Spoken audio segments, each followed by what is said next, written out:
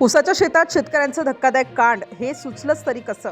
गरीब शेतकरी दिवसरात्र राबणारा, पण असं काही करता येतं.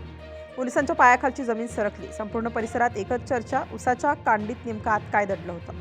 लातूर जिल्ह्यातील एका छोट्याशा गावात रोज सारखाच तो दिवस उजाडला होता. पहाटेची थंडी, शेतात साचलेला दव आणि ऊसाच्या दाट कांड्यांमधून येणारा सळसळणारा आवाज, सगळं अगदी नेहमीसारखं. शेतात काम करणाऱ्या मजुरांना, गावकऱ्यांना कुणालाच संशय येईल असं काहीच नव्हतं. तो शेतकरीही नेहमीसारखाच साधा, शांत, कुणाशी वाद नाही, कुठली तक्रार नाही.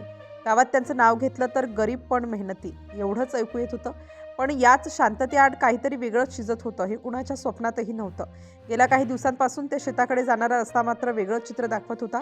अनोळखी लोकांची ये जा, रात्री उशिरापर्यंत हालचाल आणि ऊसाच्या शेतात जाणारे पायवाटेचे ठसे. गावकऱ्यांना हे सगळं खटकत होतं. पण शेतकऱ्यांचं शेत आहे असं म्हणून प्रत्येकजण गप्प बसत होता. शांत शेतात हालचाली सुरू झाल्या. कुणाला काही समजायच्या आतच हालचाली सुरू झाल्या.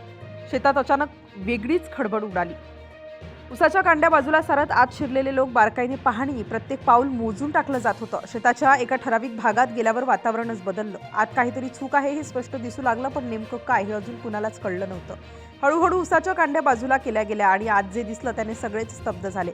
शेतात पिकणारं पीक काही वेगळंच होतं. उसाच्या आड नजर चुकवून काळजीपूर्वक वाढवलेली झाडं, जणू कुणी मुद्दाम लपवून ठेवलेली. त्या झाडांची मोजणी झाली, तपासणी झाली आणि सगळं चित्र स्पष्ट होत गेलं.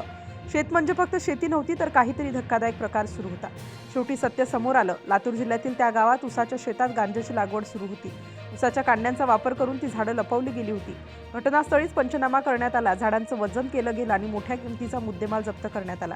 त्याच्याकडे पाहून कुणालाही संशय येणार नाही, तोच या सगळ्यामागे असल्याचं उघड झालं.